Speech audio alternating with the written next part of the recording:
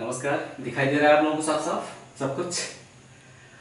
ये 7वां वीडियो है, optional geography का 7वां वीडियो। चैप्टर का नाम है, ये एक नया चैप्टर है। अब तक आपने पढ़ा पृथ्वी की आंतरिक संरचना, है ना, और वेगनर का महाद्वीपीय प्रवाह सिद्धांत। उसके बाद आपने पढ़ा सागर नितल का प्रसरण की संकल्पना। आज हम पढ़ेंगे प्लेट टेक्टोनिक थ्योरी। यूपीएससी हो या कोई पीसीएस एग्जाम, दोनों के लिहाज से प्लेट टेक्टोनिक थ्योरी सर्वाधिक पूरे भौतिक भूगोल का, यानी फर्स्ट पेपर का जो सेक्शन ए है, ऑप्शनल ज्योग्राफी के फर्स्ट पेपर का जो सेक्शन ए है, उसका सबसे महत्वपूर्ण टॉपिक है प्लेट टेक्टोनिक थ्योरी। क्यों? क्योंकि प्लेट टेक्टोनिक थ्योरी पृथ्वी की जितनी भी भूगर्भिक संरचनाएं हैं, चाहे वो पर्वत निर्माण हो, चाहे वो ज्वालामुखी क्रिया हो, चाहे वो भूकंप हो, चाहे सुनामी हो, और भी बहुत से, चाहे समुद्र में जो प्रवाल भित्तियों का निर्माण होता है, कहीं न कहीं से प्लेट टेक्टोनिक थ्योरी उससे जुड़ी हुई है। बहुत सारी भूगर्भिक संरचनाओं की अकेले व्याख्या करती है। आगे आने वाले अध्यायों में आप जो भी चैप्टर पढ़ेंगे उसका संबंध कहीं न कहीं से प्लेटों से रहता है, भूगर्भिक प्लेटों से। इसलिए प्लेट टेक्टोनिक थ्योरी भौतिक भूगोल का सर्वाधिक महत्वपूर्ण और चर्चित चैप्टर है। प्लेट टेक्टोनिक थ्योरी हिंदी में से कहते हैं प्लेट विवर्तनिकी सिद्धांत। प्लेटों की जो गतियां होती है ना, ऐसे अभी बात करते हैं, जरूरी थोड़ी परिभाषा लिखाने लगूं। कॉलेज में तो हम पढ़ नहीं रहे हैं, हमारा काम क्या है? समझाना। आप मुझे टीचर नहीं, एक मेंटर के रूप में लेंगे। पढ़ना आप ही को है। मैं इस बात में पूरी तरह विश्वास करके चल रहा हूं कि आप एक अच्छे विद्यार्थी हैं, आपको किताबों में भी रुचि है और आप अपने अध्ययन और करियर को लेकर सजग हैं।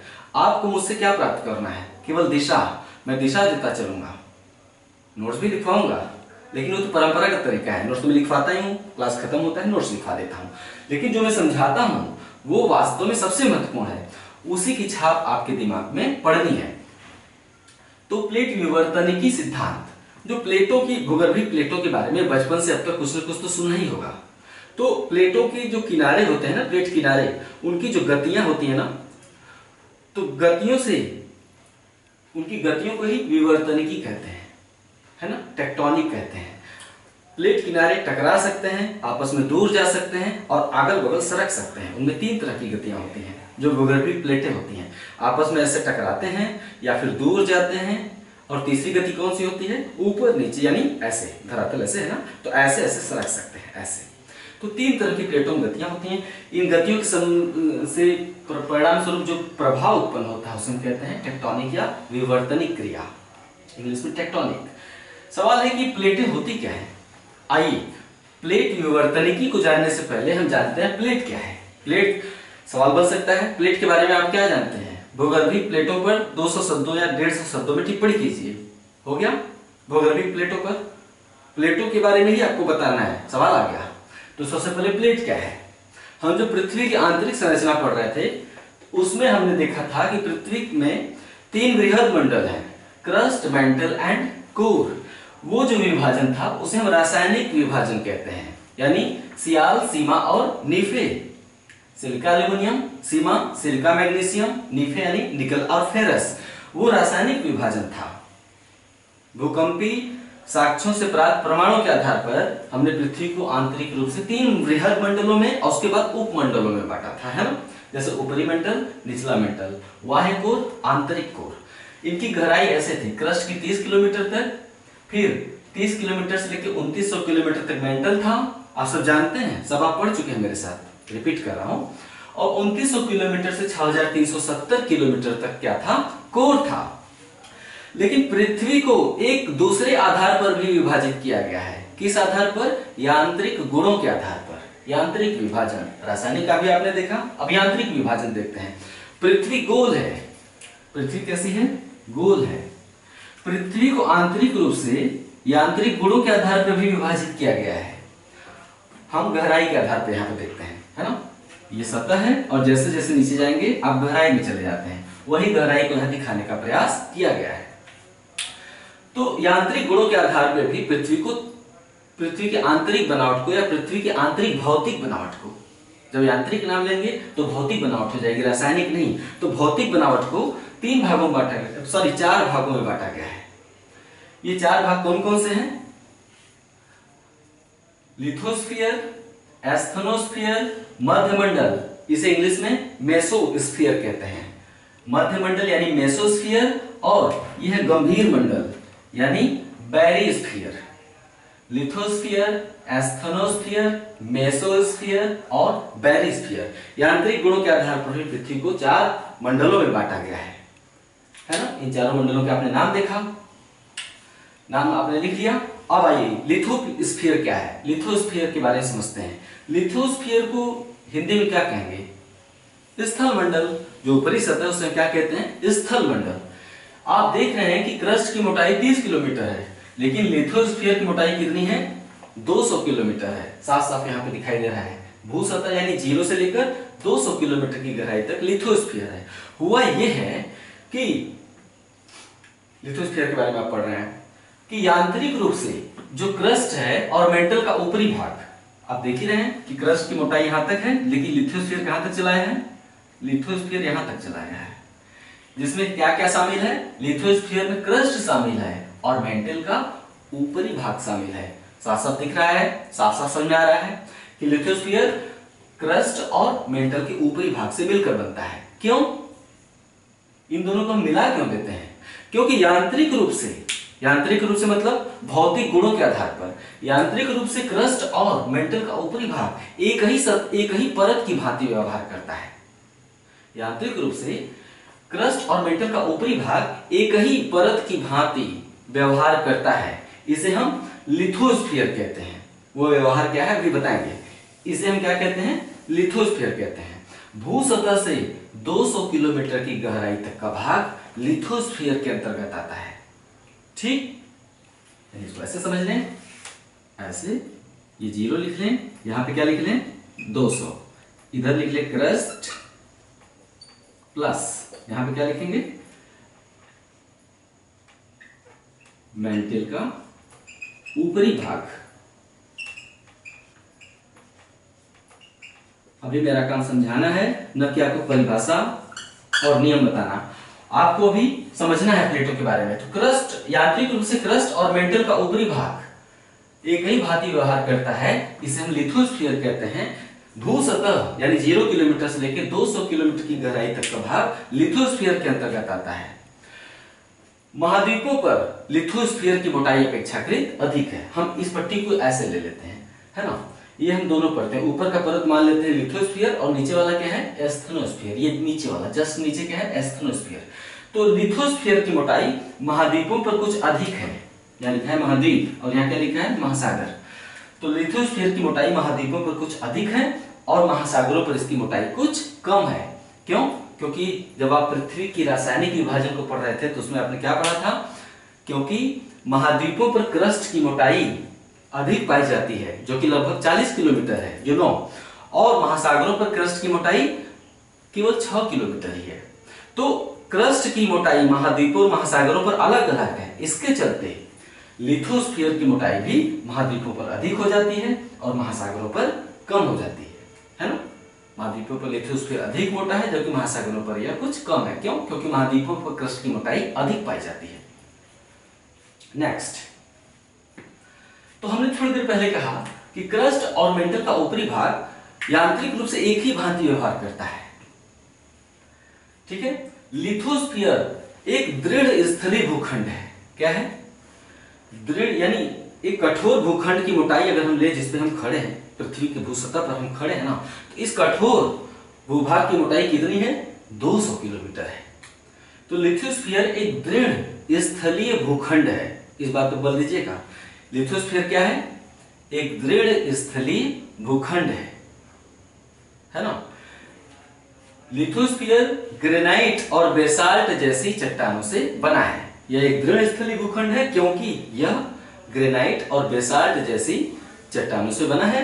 ऊपरी भाग में ग्रेनाइट चट्टानें अधिक पाई जाती हैं, निचले भाग में बेसाल्ट चट्टानें अपेक्षाकृत अधिक पाई जाती हैं। इतना समझ गया? नेक्स्ट, लिथोस्फीयर के ठीक नीचे एस्थेनोस्फीयर है, अर्थात 200 किलोमीटर से लेकर 360 किलोमीटर की गहराई तक एस्थेनोस्फीयर का विस्तार है। एस्थेनोस्फीयर अर्धठोस अवस्था में है। हम अर्धठोस कहें या अर्धद्रव कहें, बात एक ही है, अर्धठोस या अर्धद्रव। एस्थेनोस्फीयर अर्ध द्रवित अवस्था में है, मतलब प्लास्टिक की तरह है। जैसे कि आप पेस्ट निकालते हैं ना ब्रश करते समय, पेस्ट क्या है, न द्रव है न ठोस है, अर्ध ठोस है पेस्ट, टूथपेस्ट जो होता है। तो एस्थेनोस्फीयर अर्ध ठोस अवस्था में है, ठीक है, इसलिए इसे प्लास्टिक जोन भी कहते हैं, एस्थेनोस्फीयर को प्लास्टिक जोन भी कहते हैं। लेकिन अर्ध ठोस अवस्था में होने के बावजूद एस्थेनोस्फीयर का घनत्व और द्रव्यमान लिथोस्फीयर की अपेक्षा अधिक है। अर्धठोस अवस्था में होने के बावजूद एस्थेनोस्फीयर का घनत्व और द्रव्यमान मतलब भार, घनत्व और द्रव्यमान लिथोस्फीयर की अपेक्षा अधिक है, इसलिए लिथोस्फीयर एस्थेनोस्फीयर के ऊपर तैरती हुई अवस्था में है। यह अर्धठोस है, इसके बावजूद इसका घनत्व और द्रव्यमान लिथोस्फीयर से अधिक है, इसलिए लिथोस्फीयर एस्थेनोस्फीयर के ऊपर तैरती हुई अवस्था में है। क्यों? क्योंकि कम घनत्व वाली वस्तु अधिक घनत्व वाली वस्तु के ऊपर तैरने लगती है, खासकर तब जब अधिक घनत्व वाली वस्तु थोड़ी द्रव अवस्था में हो तो उछाल के ऊपर फेंक देगी, है ना। आप पानी में किसी ऐसी वस्तु को फेंकिए जिसका घनत्व पानी से कम हो तो उछाल के ऊपर फेंक देगी उसे, है ना। पानी में अगर ईंट फेंकेंगे तो ईंट डूब जाएगी, लेकिन कोई स्पंज नुमा चीज फेंकेंगे तो उस पर तैरती रहेगी। या कोई लकड़ी का लट्ठा फेंक दीजिए पानी पे, लकड़ी का लट्ठा नहीं डूबता है, उसी पे तैरता रहेगा। क्यों? क्योंकि लकड़ी के लट्ठे का जो द्रव्यमान है घनत्व पानी से कम होता है। नेक्स्ट, तो ये हो गया, आपने एस्थेनोस्फीयर के बारे में जाना और लिथोस्फीयर के बारे में। नेक्स्ट, लिथोस्फीयर आप आगे फिर समझना है, जैसे समझना है हूबहू वैसे ही लिखते जाइए, वही काम देगा। मैंने शुरू से कहा है कि जो समझाते समय जो बात बोलता रहूं हूबहू लिखते रहिए। लिथोस्फीयर एक क्रमबद्ध पट्टी के रूप में नहीं है, मतलब विखंडित है जगह जगह पे, समझने की बात है। लिथोस्फीयर एक क्रमबद्ध पट्टी के रूप में न होकर 6 प्लेटों में विभाजित है, या अनेक प्लेटों, यहाँ पे 6 का निर्धारण अभी नहीं करते हैं, उसे बाद में समझ लेते हैं। लिथोस्फीयर एक क्रमबद्ध पट्टी के रूप में न होकर अनेक प्लेटों में विभाजित है ना। ये प्लेटें आपस में जुड़ी हुई हैं, मतलब लिथोस्फीयर एक लगातार और निरंतर प्लेट नहीं है। पृथ्वी गोल है और गोल पृथ्वी का जो बाहरी परत है ये, इसे हम क्या कहते हैं, लिथोस्फीयर कहते हैं। ऐसे समझ लेते हैं, इसको ऐसे समझिए, है ना। आप समझ पा रहे हैं क्या मैं कह रहा हूँ? पृथ्वी की जो बाहरी ऊपरी स्थलीय दृढ़ भूखंड, ये क्रमबद्ध पट्टी के रूप में नहीं है, अनेक प्लेटों में विभाजित है, यानी जगह जगह पे इसमें दरारें पाई जाती हैं। ठीक, समझिएगा, रोचक बात है। इसमें जगह जगह पर दरारें पाई जाती हैं और साथ ही एस्थेनोस्फीयर के ऊपर तैरती हुई अवस्था में है, यानी गतिशील है। तो किनारों पर क्या होगा, या तो किनारे आपस में दूर जाएंगे या आपस में टकराएंगे या ऐसे ऐसे सरकेंगे अगल बगल, तो रगड़ पैदा होगी, या फिर दूर जाएंगे तो नीचे से कुछ पदार्थ निकलेगा। ये बातें हम सागर नितल प्रसरण में बताए थे। तो पृथ्वी का दृढ़ स्थलीय भूखंड, जिसे हम लिथोस्फीयर कहते हैं, एक क्रमबद्ध पट्टी के रूप में होकर अनेक प्लेटों में विभाजित है। ये सभी प्लेटें एस्थेनोस्फीयर के ऊपर, यानी दुर्बलता मंडल के ऊपर तैरती हुई अवस्था में है। वर्तमान महाद्वीपीय और महासागरीय भाग इन्हीं प्लेटों के ऊपर स्थित हैं। ठीक है, महासागरों पर इनकी मोटाई कम है, इसलिए महासागर गहरे हैं। महासागर क्या है? महासागर गहरे क्यों होते हैं? क्योंकि महासागरों पर लिथोस्फीयर की मोटाई कम होती है और महाद्वीपों पर इनकी मोटाई अधिक होती है ना। तो वर्तमान महाद्वीपीय और महासागरीय भाग लिथोस्फीयर के ऊपर ही स्थित हैं। चूंकि ये प्लेटें अपने नीचे स्थित अपेक्षाकृत अधिक घनत्व वाले दुर्बलता मंडल पर तैरती हुई अवस्था में है, इसलिए ये प्लेटें अपने प्रवाह के साथ साथ महाद्वीपीय और महासागरीय भागों को भी प्रवाहित कर रहे हैं। अब आपको वेगनर का महाद्वीपीय प्रवाह सिद्धांत थोड़ा थोड़ा याद आ रहा है, थोड़ा थोड़ा सागर नितल प्रसरण स्पष्ट हो रहा है ना। तो ये प्लेटें तैरती अवस्था में है, इसलिए अपने प्रवाह के साथ साथ अपने ऊपर स्थित महाद्वीपीय और महासागरीय भागों को भी प्रवाहित करती रहती है ना। ये तो हो गया काम की बात। हाँ, अब नीचे जब हम प्लेट का अध्ययन करते हैं या किसी भी भूगर्भिक संरचना का आने वाले समय में आप अध्ययन करेंगे, तो वहां इन्हीं का महत्व है, लिथोस्फीयर और एस्थेनोस्फीयर। इससे नीचे पृथ्वी का जो भाग है उसका आगे के अध्यायों में अध्ययन की दृष्टि से महत्व नहीं है। बस जान लेना है कि 360 किलोमीटर से लेकर 2800 किलोमीटर की गहराई तक मध्यमंडल है। मध्यमंडल चूंकि नीचे जाने पर दबाव बढ़ता जाता है, इसलिए मध्यमंडल यानी मेसोस्फीयर ठोस अवस्था में है। लिथोस्फीयर ठोस है, एस्थेनोस्फीयर अर्ध ठोस है, पुनः मध्यमंडल ठोस अवस्था में, क्योंकि नीचे जाने पर दबाव अपेक्षाकृत बढ़ता जाता है। पुनः 2800 किलोमीटर से लेकर 6370 किलोमीटर तक गंभीर मंडल है यानी बैरिस्फीयर। गंभीर मंडल भी तरल अवस्था में है ना। यानी कि आप मध्य मंडल यानी मेसोस्फीयर को देखेंगे तो एक फंसा हुआ क्षेत्र प्रतीत होगा। ये भी तरल अवस्था में और ये भी अर्ध तरल अवस्था में, अर्ध द्रव अवस्था में, ये तरल अवस्था में, बीच में ठोस क्षेत्र पाया जाता है, उसे हम क्या कहते हैं? मेसोस्फीयर कहते हैं। ये तरल अवस्था में क्यों हो जाता है? क्योंकि यहाँ पर तापमान इतना अधिक है कि किसी भी वस्तु को ठोस अवस्था में नहीं रहने देता है, पिघला देता है। अब आप समझ गए चारों मंडलों को, जो कि आंतरिक गुणों के आधार पर विभाजित किया गया है। पृथ्वी की आंतरिक बनावट को 4 भागों में, चारों मंडलों के बारे में आपने जाना, जिसमें से महत्वपूर्ण है लिथोस्फीयर और एस्थेनोस्फीयर। आगे के अध्यायों में इन्हीं का महत्व रहेगा। हो गया। हाँ, अभी तक आपने जो जाना वो क्या जाना? प्लेट क्या है। आप उसके नीचे एक दूसरा हेडिंग भी डाल सकते हैं, प्लेट क्या है, अथवा यांत्रिक गुणों के आधार पर पृथ्वी के आंतरिक भाग का विभाजन, है ना। अब आइए आप जानते हैं प्लेट टेक्टोनिक के बारे में। थोड़ा सा प्लेटों की परिभाषा हम देखेंगे।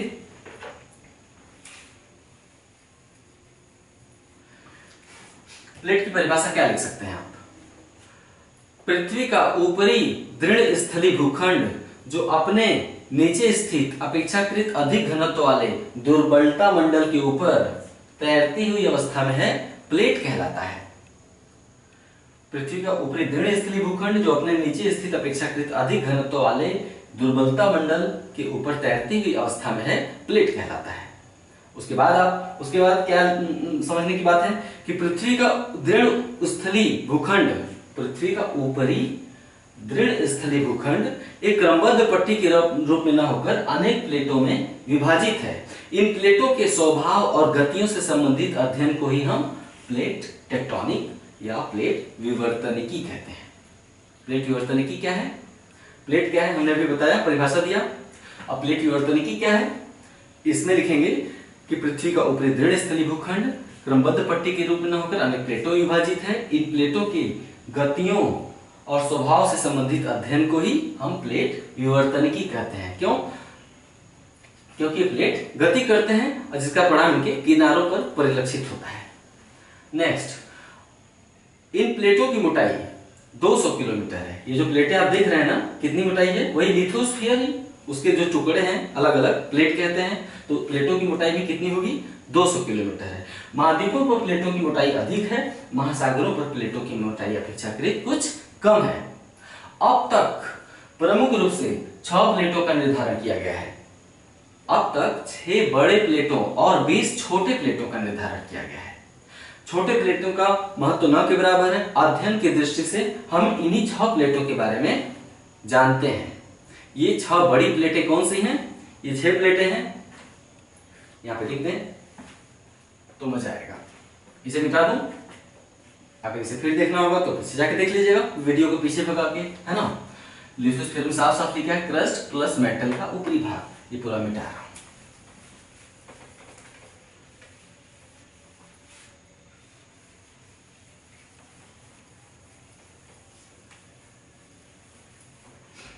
हमने बोला कि अभी तक कुल 6 बड़े और 20 छोटे प्लेटों का निर्धारण किया गया है।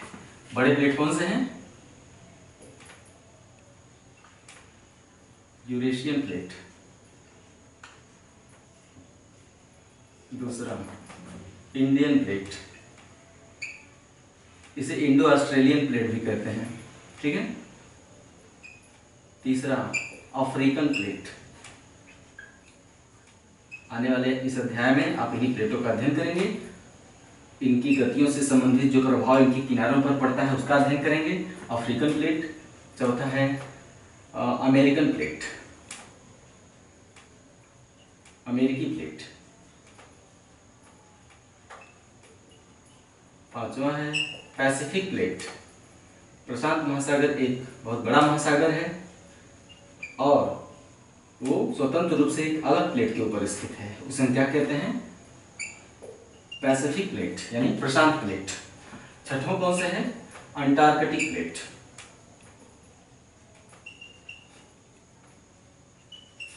Antarctic plate.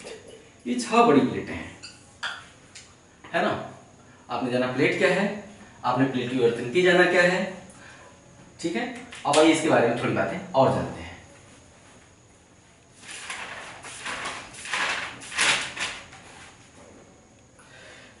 प्लेट विवर्तन की संकल्पना का विकास कैसे हुआ, इसके बारे में विस्तृत बातें हम बाद में जानेंगे। वो परीक्षा की दृष्टि से खास महत्वपूर्ण प्लेट विवर्तन की संकल्पना का विकास कैसे कैसे हुआ, किन किन विद्वानों का इसमें योगदान है, ये लास्ट में लिखवा देंगे। फिलहाल बस इतना जानिए कि जैसे कि हमने इसके पहले पढ़ा था कि सागर नितल प्रसरण की संकल्पना हैरी हेस महोदय ने विकसित किया। प्लेट विवर्तन की संकल्पना ही ये अकेले विकसित संकल्पना नहीं है, प्लेट विवर्तन की संकल्पना का विकास कई लोगों ने मिलकर किया है। जैसे वेगनर ने महाद्वीपीय प्रवाह के बारे में बात की, फिर हैरी हेस ने सागर नितल प्रसरण की बात की। इसके बाद एक और विद्वान आए, ड्रू टॉयट नाम था।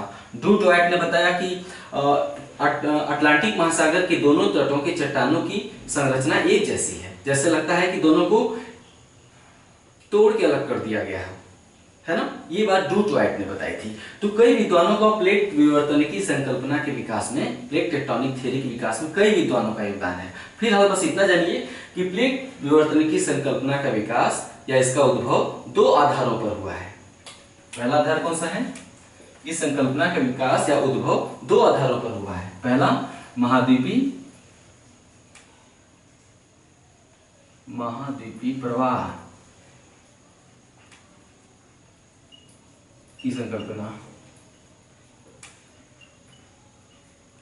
और दूसरा है सागर नितल प्रसरण की संकल्पना। यानी ये दोनों संकल्पनाएं जब विकसित हुई तो उसके बाद ही प्लेट टेक्टोनिक थ्योरी अस्तित्व में आई। ठीक है। इस संकल्पना, प्लेट टेक्टोनिक संकल्पना का विकास या उद्भव 2 आधारों पर हुआ है, महाद्वीपीय प्रवाह की संकल्पना के आधार पर और सागर नितल प्रसरण की संकल्पना के आधार पर।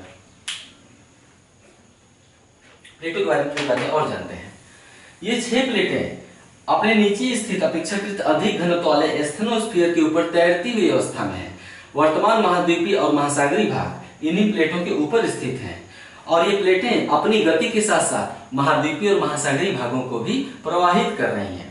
अध्ययन की दृष्टि से इन प्लेटों के किनारे ही अधिक महत्वपूर्ण है, क्योंकि अगर 2 प्लेटें हैं, एक प्लेट है दूसरा प्लेट है, इनमें किसी भी तरह की गति होगी, इस तरह की गति होगी आमने सामने, या फिर इस तरह की गति होगी विपरीत दिशा में, या फिर इस तरह की गति होगी, एक इधर जा रहा है और एक इधर जा रहा है, किसी भी तरह की गति होगी तो इनकी गतियों का प्रभाव कहां पड़ेगा? इनकी किनारों पर पड़ेगा, जहां पे आपस में सटते हैं, जहां पे रगड़ खाते हैं, है ना। तो अध्ययन की दृष्टि से इन प्लेटों के किनारे ही अधिक महत्वपूर्ण है, क्योंकि इन प्लेटों की गतियों का प्रभाव इनके किनारों पर ही परिलक्षित होता है ना। प्लेटों की गतियों का प्रभाव इनके किनारों पर ही परिलक्षित होता है। इन किनारों के सहारे ही, यानी प्लेटों के किनारों के सहारे ही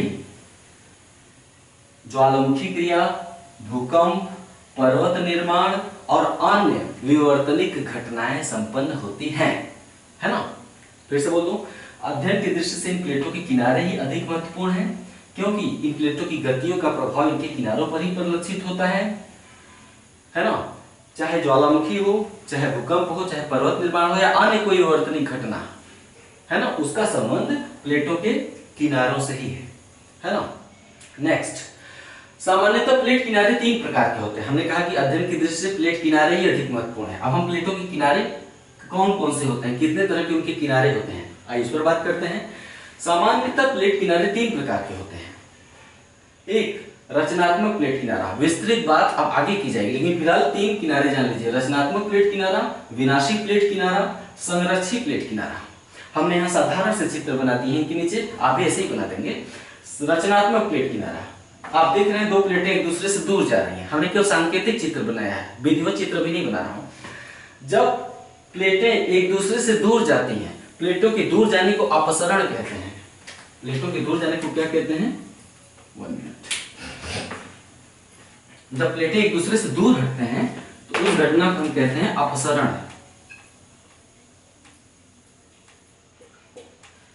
और जब प्लेटें एक दूसरे से टकराती हैं यानी नजदीक आती हैं तो उसे हम कहते हैं अभिसरण। ठीक है, तो जब प्लेट किनारे एक दूसरे से दूर हटते हैं, प्लेटों में गतियों के परिणामस्वरूप जब प्लेट किनारे एक दूसरे से दूर खिसकते हैं, अर्थात प्लेटें जब आपस में अपसरित होती हैं, क्या होती हैं? अपसरित। जब प्लेटें आपस में अपसरित होती हैं तो रचनात्मक प्लेट किनारों का निर्माण होता है। बस इतना ही आप लिखना है। विनाशी प्लेट किनारा, जब दो प्लेटें आमने सामने टकराती हैं अर्थात अभिसरित होती हैं, जब दो प्लेटें आमने सामने टकराती हैं अर्थात अभिसरित होती हैं तो विनाशी प्लेट किनारे का निर्माण होता है। संरक्षित प्लेट किनारा, जब दो प्लेट न दूर जाती हैं और नहीं टकराती हैं बल्कि अगल बगल सरकती हैं, जब दो प्लेटें अगल बगल सरकती हैं तो संरक्षित प्लेट किनारे का निर्माण होता है। आप आने वाले वीडियोस में जानेंगे कि दुनिया में सबसे भयंकर भूकंप, एक मूवी भी तो बनी थी भूकंप के ऊपर, क्या नाम था? रॉक जो हीरो है, अभी 2-3 साल पहले भूकंप पर एक सैन एंड्रियास एक भ्रंश है। सैन एंड्रियास भ्रंश के सहारे दुनिया के सबसे भयंकर भूकंप आते हैं। वास्तव में सैन एंड्रियास भ्रंश इन्हीं दो प्लेटों के बीच है। जब प्लेटें वहां पर सरकती हैं तो यहाँ पे भ्रंश का निर्माण हो गया, यानी वो क्षेत्र गहरा हो गया है। माना जाता है कि ये भ्रंश गहरा होते होते पूरे अमेरिका को आधा फाड़ देगा, यानी आने वाले समय हम जो यूएसए का पश्चिमी क्षेत्र देखते हैं ना, संयुक्त राज्य अमेरिका का जो पश्चिमी क्षेत्र, वो धीरे धीरे अलग हो रहा है। कैसे अलग हो रहा है? और संयुक्त राज्य अमेरिका का पश्चिमी क्षेत्र अगर आप ध्यान से देखेंगे तो आप पाएंगे कि ये कैलिफोर्निया की खाड़ी है। थोड़ी रुचिकर बात है तो हम बता दें क्या दिक्कत है। ठीक है, ये अब ये है कनाडा उत्तर में कनाडा, नीचे यूएसए आप देख रहे हैं। तो संयुक्त राज्य अमेरिका के इस भाग को क्या कहते हैं? कैलिफोर्निया। इसे क्या कहते हैं? दक्षिणी या लोअर कैलिफोर्निया। ये मैक्सिको के अंतर्गत आता है, आप देखे होंगे इधर, ये मैक्सिको के अंतर्गत आ जाता है।